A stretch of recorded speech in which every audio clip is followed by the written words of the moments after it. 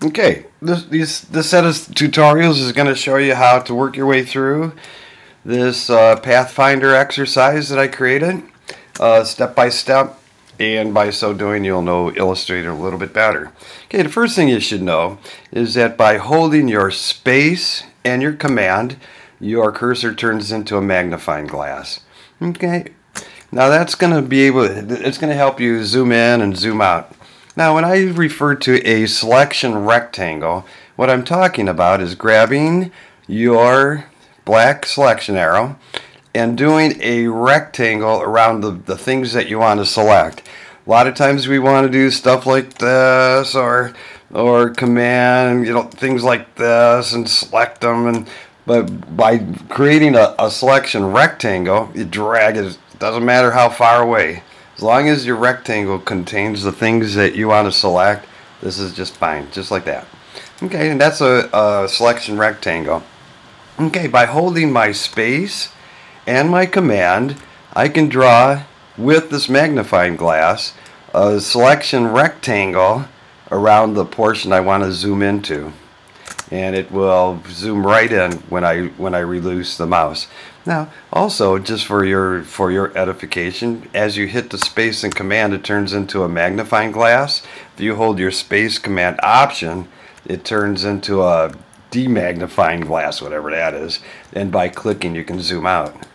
Okay, additionally, as you draw a selection rectangle around the portion that you want to zoom in, just by holding your space bar, it turns into a hand where you can drag your screen around.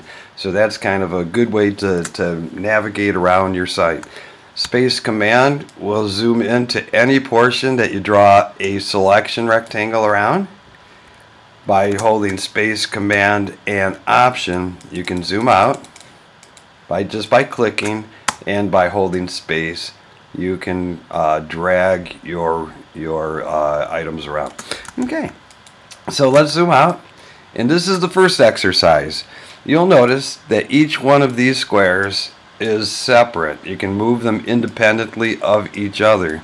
Now, most times that's a good thing, but if you want to move them all together with your black selection arrow, do a selection rectangle and hold your command and pop the G key, because then what you've basically done there is you've grouped all the things that were in your selection rectangle to be able to be moved together.